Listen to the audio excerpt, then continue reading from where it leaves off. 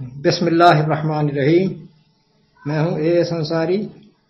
مولوی اسحاق صاحب کے بیان پر مختصر تبصرہ. پہلے آپ ان کا بیان سنیے. ہوں آخری بات جی سمجھانی ہے، کوئی ساتھی آیا بھی ویسے بھی سب کی ضرورت بھی کہ اللہ نے کدی کوئی کتاب آسمان تو ڈائریکٹ نہیں پی. حالانکہ منواؤن کا طریقہ آسان سی. کافر بھی تھی بھی سوچو بے لکھی لکھائی کتاب اللہ تعالیٰ نے ہوائی جہاز کے ذریعے گرا دینا، موڑاں خدا دیاں لگیاں انہیں ساری دنیا من لینی کہ ربی طرفوں کتاب آئی، کیوں ایک بشر نو چنتا رہا؟ یہ جواب ہر پرویزی نے دینا، ہر بلاغ القرآنی نے دینا کہ جی کتاب ہی بچاؤنی سی تو چھپی چھپائی جڑی تقسیم کرتی ہے. اللہ نے کیوں ایک آدمی نے وسیلہ بنایا؟ دنیا دی رہی سادے والی اللہ کیا فرمایا نہیں، ایک چنیا انہوں میں دوں، اور وہ بھی فرشتہ نہیں چنیا، کوئی ہور نہیں چنیا. کتاب ہی دینی فرشتہ بھی دے سکتا. اللہ نے آخیا نہیں بشر. اے دو باتوں کی حکمت سمجھ لو گے، سنت کی حقیقت سمجھ آ کوئی بھی سوال نہیں رہنا. باقی کو رہا رہے تو علاج ہی کوئی کہ کیوں اللہ نے ایک انسان واسطہ بنایا کہ میں کتاب بندے دے ہاتھ بھیجنی اور بشر دے ہاتھ بھیجنی. کیونکہ صرف کتاب دینا مقصد نہیں، نہ کتاب نہ مسئلے حل ہوں. کتاب دا جو چاہے کوئی مفہوم کری جاؤ گا جی ہو رہا. ساری دنیا کے دانو شہروں کو قرآن ہے، کوئی اور تفسیر کری جانا، کوئی کری وہ تو ایک باغیچہ پھال بن جائے. ایک ایسا خواب ہوگا جی تعبیر کا پتہ ہی کوئی نہ رہے، کچھ پلے نہ پؤ گا بے کتاب کی آدھی. اس تو فرمایا ایک استاد چاہیے نال انسپیکٹر جڑا دسے کہ کتاب کا مفہوم آ اور نال عمل کر کے دکھائے تاکہ کوئی کہہ نہ سکے بھی گلاں ہی کرن سوالیاں یار کون کر سکتا. اس تو میں فرشتہ نہیں بھیجنا، وہ بھی ایک تماشا ہی ہوگا بشر بھیجنا تاکہ قیامت دن رسلا مبشرین منذرین لئلا یکون للناس اللہ حجۃ بعد الرسل. رسولاں دے آ جان تو بعد میں کھڑا کر دیا بے جے تو آ کم نہیں سے ہوئے یہ انسان نہیں، اتنے شہوت کا غلبہ نہیں سی. کڈی حسینہ جمیلہ سی زلیخا جب سامنے آئی ہے، جنگل کا پڑیا ایڈا طاقتور نبی، یہ کیوں بچ گیا؟ تو کہڑے منہ آرام نہیں بیٹھ سکتا. اس تو بشر اور انسان کا ہونا ضروری ہے کہ وہ ذریعے کتاب آوے جہد ایک کوئی تبیین کرے، وضاحت کہ صاحب کا کی مطلب ہے، اور نال عمل کر کے دکھاوے. اور عمل کرنے دے نتیجے دے اندر پھر جڑی وہ جماعت تیار ہوئے گروہ میں نہ وہی زندگی محفوظ ہونی چاہیے. یہ دھیان دینا رسول اللہ کی حدیثاں چار نقطے میرے کو سنو کہ قرآن بالکل ردی ہو جانا نعوذ باللہ اگر اسی رسول اللہ کی زندگی نبوت تو پہلا ثابت نہ کر. محترم اسحاق صاحب، آپ کے اعتراضات یا سوالات کا جواب نہ گلبرگ دے گا نہ سمن آباد.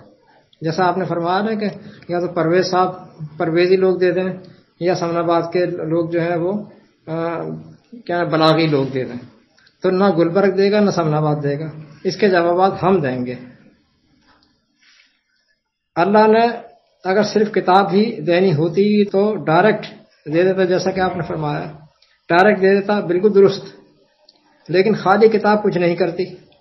کتاب کے مطابق فیصلے کرنا، انتظام چلانا زندہ اتھارٹی کا کام ہوتا ہے. کتاب صرف ضابطہ دیتی ہے، کتاب صرف قانون دیتی ہے. جس طرح عدالت میں رکھی قانون کی کتابیں کسی کام کی نہیں جب تک اس کے مطابق فیصلہ دینے والا جج موجود نہ ہو. وہ کتابیں تو کچھ نہیں کریں گے نا. اللہ کی کتاب کی تلاوت ہونا بھی لازم ہے. تلاوت ہونا پڑھ کر سنانا نہیں، صرف جو ہے قرأت نہیں، تلاوت ہونا بھی لازم ہے. اور اس رسول کا ہونا بھی، رسول کی موجودگی بھی لازم ہے. دیکھیں آیت سنیے آپ. کیف تکفرون وانتم تتلی علیکم آیات اللہ وفیکم رسولہ 3/101 3 کی 101. تم کفر کیسے کر سکتے ہو جبکہ تم پر اللہ کی آیات تلاوت کی جاتی ہوں اور تم میں اس کا رسول موجود ہو. وفیکم رسول ہو، تم میں اس کا رسول موجود ہو. پھر کفر کا کوئی چانس نہیں ہے. اگر کتاب اللہ کی تلاوت نہیں ہو رہی ہے اللہ کی آیات کی تب کفر ہوگا، اگر رسول موجود نہیں ہے تب کفر ہوگا. لیکن اس اہم حقیقت کو سب نے ہی نظر انداز کیا کہ کتاب کے علاوہ اللہ نے رسول کی موجودگی کو لازم کیا ہے. کتاب کے علاوہ اللہ نے رسول کی موجودگی کو لازم کیا ہے. رسول کے نام سے لکھی گئی کتابیں نہیں، رسول کے نام سے لکھی ہوئی کتابیں نہیں. سب سے بڑی کتاب تو خود قرآن ہے. اس کی اطاعت کی ایک بھی آیت نہیں ہے قرآن میں. کہیں بھی نہیں کہ اطیعوا القرآن، کہیں بھی نہیں کہ اطیعوا الکتاب. اللہ سے بڑی اطاعت کس کی ہو سکتی ہے؟ اللہ سے بڑی اطاعت. اس کی اطاعت بھی ڈائریکٹ نہیں ہے. وہاں بھی کہا کہ من یطیع الرسول فقد اطاع اللہ 4/80. جس نے رسول کی اطاعت کی تو اس نے اللہ کی اطاعت کی. گویا کہ اللہ کی اطاعت کا ذریعہ بھی رسول ہے، اس کے بغیر اللہ کی اطاعت بھی نہیں. پورے قرآن میں رسول کی اطاعت ہے، نہ نبی کی، نہ محمد کی، نہ کتاب کی. کتاب کی اطاعت ہو ہی نہیں سکتی ہے. اس کے لیے ایک زندہ اتھارٹی، ایک جیتا جاگتا رسول چاہیے. اور اللہ تعالیٰ نہ بھولتا ہے نہ غلطی کرتا ہے کہ بھول سے یا غلطی سے رسول کہتا چلا گیا ہر جگہ اطیع الرسول اطیع الرسول. کہنا چاہیے تھا اطیع بخاری، یہ اطیع قول رسول جو کتاب میں لکھا ہوا فی الکتاب. ایسا تو کہیں نہیں کہا اس نے، یہ بھول گیا کیا؟ جب ایسا نہیں کہا تو اس کے ذمے کیوں ایسی بات لگاتے ہیں؟ اللہ کے ذمے جھوٹ کیوں باندھتے ہیں؟ اس نے تو کہیں بھی نہیں کہا. اگر کہنا ہوتا تو کہہ دیتا نا، وہ اس نے تو کہیں نہیں کہا. جب اس نے رسول کی اطاعت رکھی ہے، رسول کی اطاعت تو رسول ہی کی ہونی چاہیے. کتابی شکل میں بخاری، مسلم، نسائی وغیرہ وغیرہ ان کی نہیں. اللہ نے رسول کا عہدہ ختم نہیں کیا، اسی وجہ سے رسول کا عہدہ ختم نہیں کیا اس نے. کوئی ماء کا لفظ دکھا نہیں سکتا کہ اللہ نے رسول کا عہدہ ختم کیا. یہ لکھا ہے قرآن میں، صرف نبی اور نبوت کو ختم کیا ہے. دیکھیں وہ خاتم النبیین، اللہ تعالیٰ یہ کہہ سکتا تھا وہ خاتم النبیین والرسول 33 کی 40 میں کہہ سکتا تھا نا وہ خاتم النبیین والرسول، تو اس نے تو نہیں کہا، یا بھول گیا. کیا کہتے ہیں آپ؟ اگر اتنا سا ٹکڑا بڑھا دیتا تو سارا مسئلہ حل ہو جاتا. اللہ نے نہیں کہا، ملا نے کہا. یہ کام ملا نے کیا. تعالیٰ اب اس ایک اور حقیقت کو سمجھیے کہ پہلے اللہ تعالیٰ چنا کرتا تھا، نبی کو چنتا تھا، اس نبی کو چنتا تھا جس میں رسول کی صفات ہوتی تھیں.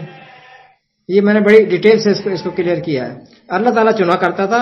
نبوت ختم ہونے کے بعد اللہ تعالیٰ نے چننا بھی ختم کر دیا. اب نہیں چنے گا وہ. نبوت ختم ہونے کے بعد رسول کے چناؤ کے لیے اس نے ایک اسٹینڈرڈ مقرر کر دیا، ایک معیار مقرر کر دیا اس آیت کے اندر کہ لقد کان لکم فی رسول اللہ اسوۃ حسنہ لمن کان یرجو اللہ والیوم الآخر وذکر اللہ کثیرا. یہ پیمانہ ایک اصول مقرر کر دیا اس نے. یہ آیت رسول کے ماڈل بیان کر رہی ہے، رسول کے لیے ایسا یہ ماڈل ہونا چاہیے بیان کر رہی ہے. اسے عوام کے لیے سنت نہیں بنا رہی ہے. عوام کے لیے سنت، کسی رسول کی سنت ثابت نہیں ہے قرآن سے. ایک بات اور سمجھ لیجیے، کسی رسول کی، کسی نبی کی کوئی سنت ثابت نہیں ہے کہ کوئی ایک آیت بھی نہیں ہے، سنگل ورڈ بھی نہیں ہے کہ رسول کے نبی کی کوئی سنت بھی ہوتی ہے. سارا ڈھونگ رچایا گیا ہے ٹوٹل. یہ آیت جو ہے یہ رسول کے لیے ہے کہ رسول کا ماڈل ہم تمہیں دے رہے ہیں، ایسا ہونا چاہیے. اب تم منتخب کرو گے تو ایسا رسول ہونا چاہیے. تمہارے لیے رسول کا عہدہ یہ ماڈل کے طور پر ہے، کیونکہ تمہیں رسول چاہیے. رسول تو چاہیے نا. پورے قرآن میں کہتا ہے اطیعوا الرسول اطیعوا الرسول اطیعوا الرسول. تو رسول کو ختم کر دے گا تو رسول کی اطاعت کیسے ہوگی؟ اس نے تو ختم نہیں کیا.